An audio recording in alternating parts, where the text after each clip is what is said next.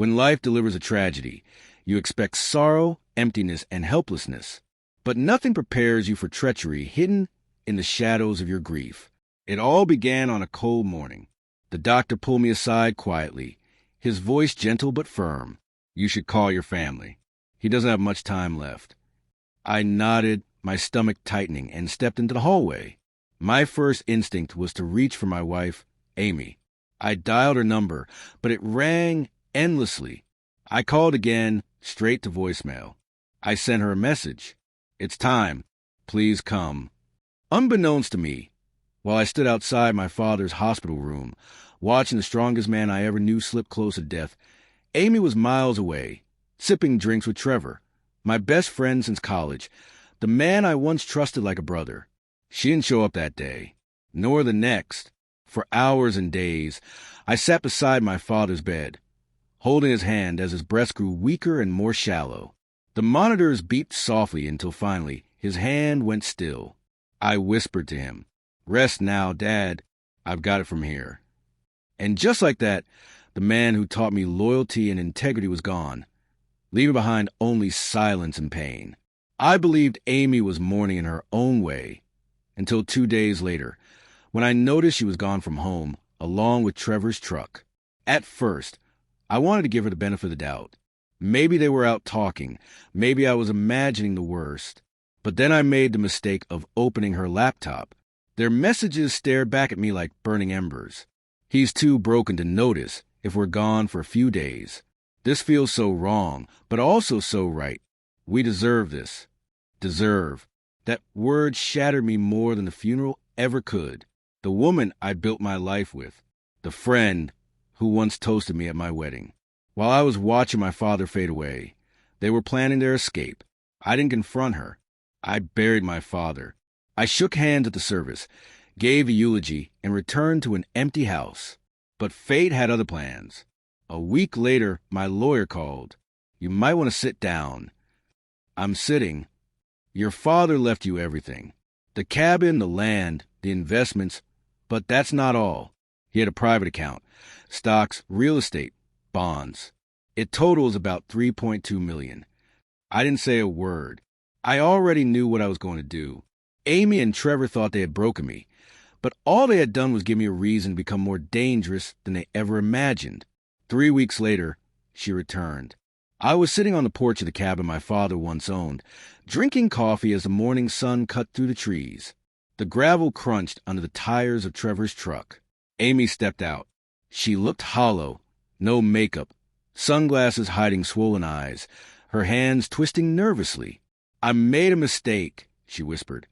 I kept sipping my coffee, gazing into the woods. "Is that so?" I wasn't thinking straight. I was grieving. Trevor, he said all the right things, but it wasn't real. He's not you. I finally looked at her. "You're right. He's not." She lowered herself onto the porch steps without invitation, her tears falling freely now.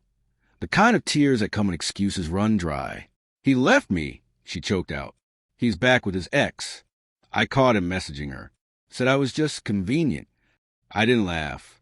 I just reached into my jacket, pulled out an envelope, and handed it to her. She unfolded the divorce papers inside, already signed by me. "I knew you'd show up sooner or later.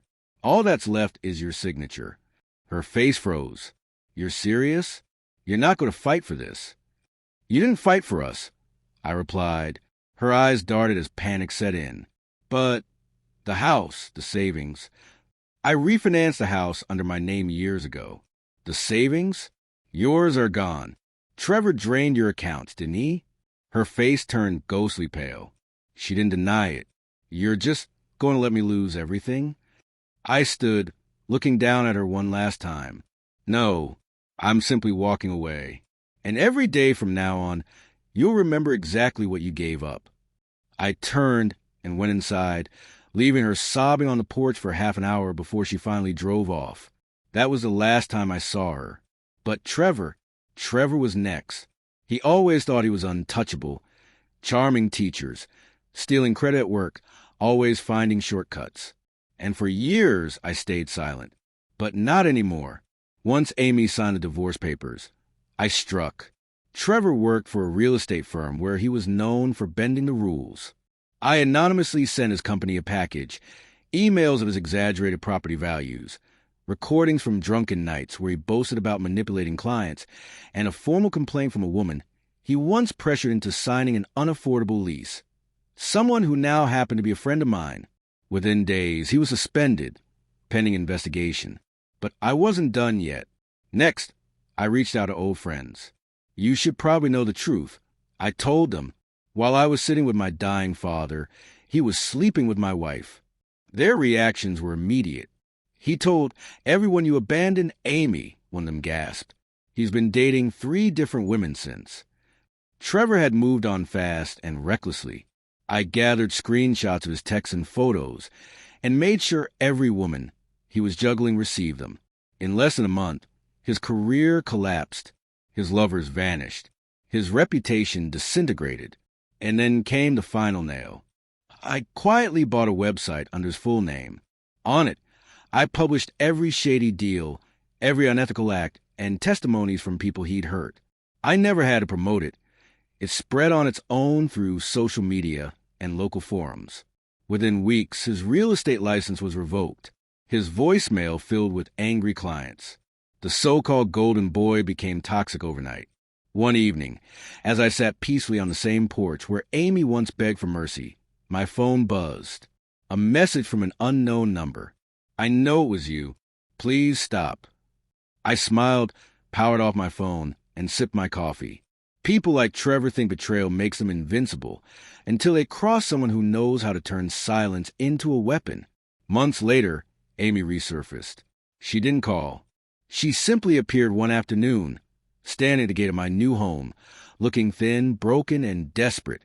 Trevor's gone, she whispered. He lost everything. He blamed me. He hit me. She paused, hoping for sympathy. I was so stupid. I threw you away for someone who never loved me. You were the only person who truly cared. I looked at her calmly. I loved you when it mattered. But now, you're nothing more than a memory. Tears streamed down her face as she fell to her knees. Please, I have nowhere left to go. My family won't take me in. I'm lost, Jim. I crouched beside her. When I had nothing, you abandoned me. And now you want to come back because you've lost everything. She sobbed, but I stood up, my voice steady. There's nothing left to fix, Amy. You made your choice, and I made mine. Without another word, I walked inside and gently closed the door behind me. Half a year later, I stood before a crowd at a charity gala organized by the hospice that cared for my father. As I addressed the room, I said, You never truly know who's loyal until life leaves you with nothing. Some people surprise you. Others betray you. But the real victory is a revenge. It's peace. It's building a life where their shadows can no longer reach you. The applause filled the room. Somewhere out there, Amy was still searching for stability, and Trevor was picking up the pieces of his shattered ego. But me? I was exactly where I needed to be.